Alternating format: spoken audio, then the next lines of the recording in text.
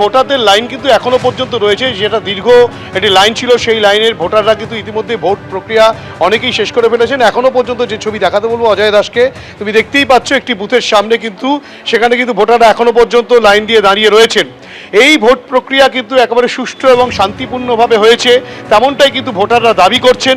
এবং ভোটকর্মীরা যারা রীতিমতো আশঙ্কা এবং আতঙ্ক নিয়ে এখানে ভোট করাতে এসেছিলেন, তাদেরও অনেকে বলছেন যে তারা ভেবেছিলেন যে কোনো অশান্তি তৈরি হতে পারে, কেননা ভাঙড় বারংবার উত্তপ্ত হয়ে ওঠে, কিন্তু সেই পরিস্থিতি তৈরি হয়নি। নির্বাচন কমিশন থেকে শুরু করে কেন্দ্রীয় বাহিনী, পুলিশ, তারা প্রত্যেকেই কিন্তু সুষ্ঠুভাবে ভোট পরিচালনা করেছেন এবং যার চিত্র কিন্তু এখনো পর্যন্ত স্পষ্ট। করছে এই সিআরপিএফ। দেখো, কোর্টের একটা অর্ডার আছে, বলছে কোর্টের অর্ডার মানবো না। কতগুলো অবজারভার এসছে বাইরে থেকে, বিজেপি যা বলছে তাই করছে।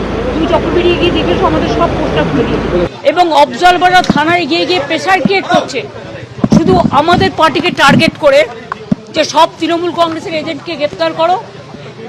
ব্লক প্রেসিডেন্ট, আমার ইউথের ব্লক প্রেসিডেন্টকে সকালেও অ্যারেস্ট করেছিল, আমাকে যার জন্য চেতলায় যেতে হয়েছিল।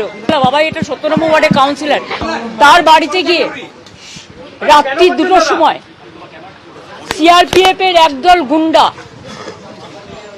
Sorry not goonda, CRPF force without state police, they attacked his house.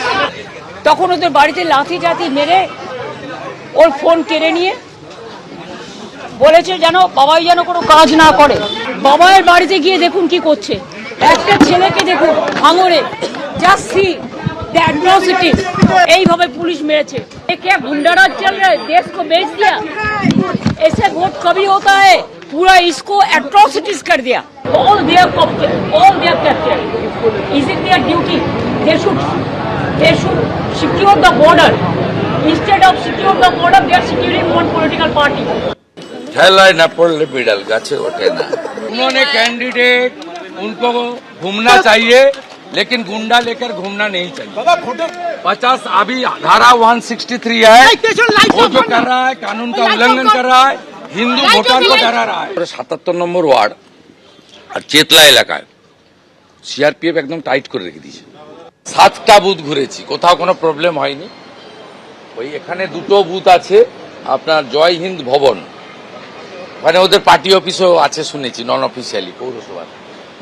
কিছু বাংলাদেশের মুসলমানকে এনে রেখেছিল ওখানে, যাদের নাম ভোটার লিস্টে নেই, ডিলিট হয়ে গেছে। উস্কাত ছিল, আমিও পেশেন্সলি অ্যালাউ করছিলাম 10 মিনিট 15 মিনিট। তারপরে তাড়া করে ওই কালীঘাটের নালাতে ফেলে দিয়ে এসছে। এবিপি আনন্দ, এগিয়ে থাকে, এগিয়ে রাখে।